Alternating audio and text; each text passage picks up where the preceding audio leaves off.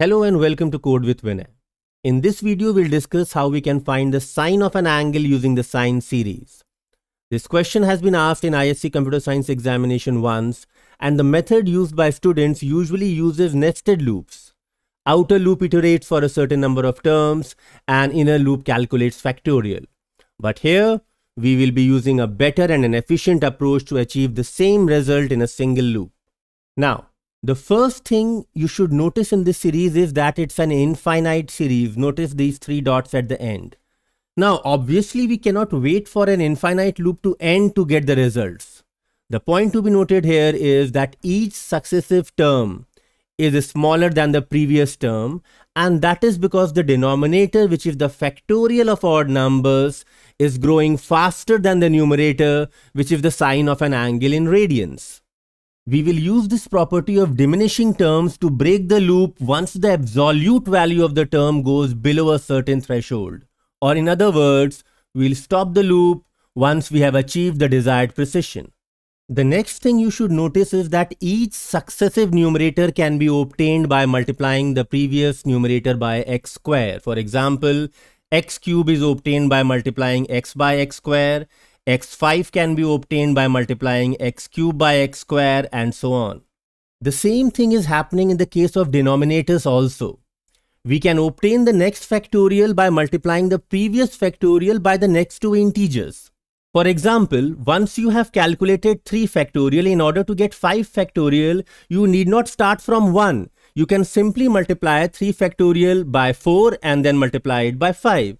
Similarly, once we have got 5 factorial, we can get 7 factorial by multiplying the previous value by 6 into 7. Now let us dive into some coding to get the desired result. So we'll begin with the function declaration. I'll say public static double. You may take float also. The name of the function will be sine, and let's say the angle is known as x. So this is our declaration.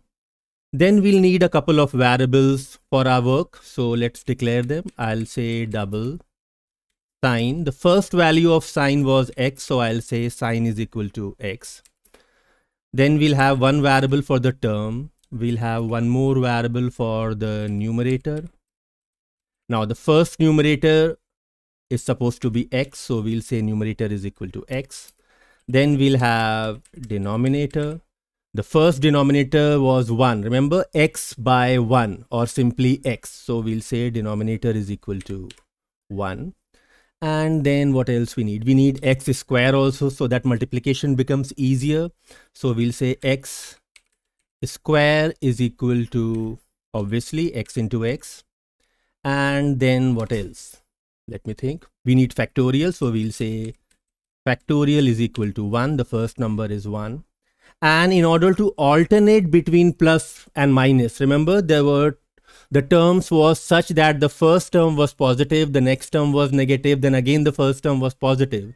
And for that, what I'll do, I'll take a variable by the name of sine. The initial value will be -1, and I'll keep on multiplying it by -1. So try to understand, -1 into -1 plus 1. Our term will become positive.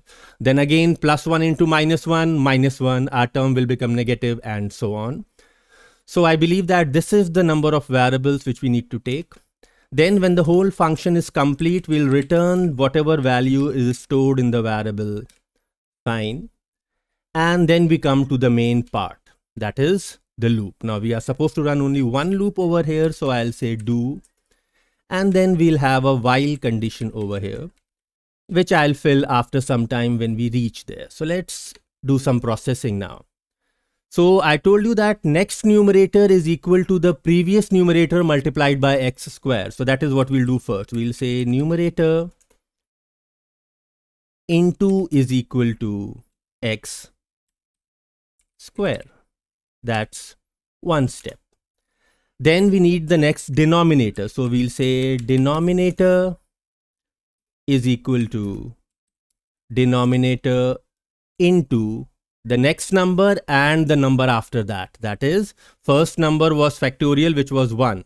Next will be factorial plus 1, and then the number after that will be factorial plus 2. So we'll say factorial plus 2. So this takes care of the denominator. Now, once we have found the factorial, for the next time from 1, we need to go directly to 3. So we'll say that, okay, factorial plus is equal to 2. So the factorial will increase by 2, and then we'll again multiply it by the next value, that is factorial plus 1 into factorial plus 2. Now what we need to do, we need to find the term. So we'll say term is equal to, and this is quite simple, term is equal to numerator divided by denominator. Sorry, let me type it correctly. Denominator. Done. Now, once we have calculated the term, we need to take care of the sine. And for that, I'll say that, okay, sine is equal to sine plus, sorry, yeah, this sine and multiplied by sine is equal to sine plus, and we have to keep on cycling between plus and minus. So we'll say plus sine into term. So first time what will happen is we'll multiply it by -1, then +1, -1, and so on. So sine into term. And once that is done, we have to flip the sign. So we'll say sine into equal to -1, and this will flip the sign. Now we come to the condition. We have to keep on running this loop till our term, that is this term, is above a certain threshold. Now that threshold can be anything. So for instance, let's say it is 0.00001. We are interested in the precision of, let's say, 7 digits. So what I'll do is, while math.abs of term is more than 0.1, 2, 3, 4, 5, 6, 7. So while math.abs term is more than this threshold, we'll keep on running the loop and getting a better value of the sine. Once we go out of the loop, we'll return that value of sine.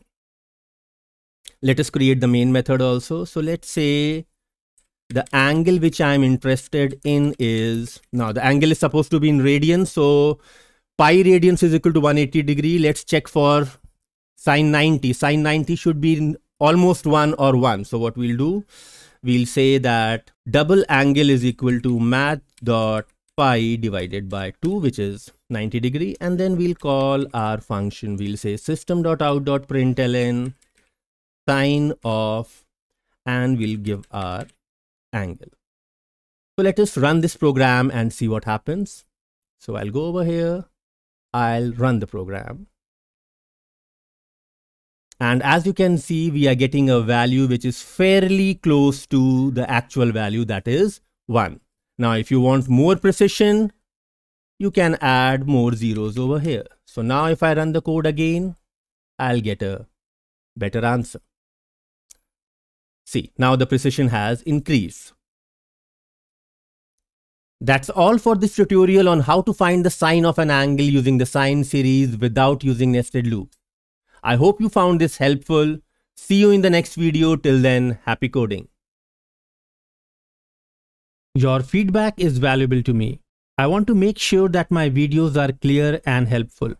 You can follow me on the internet on any one or all of these channels.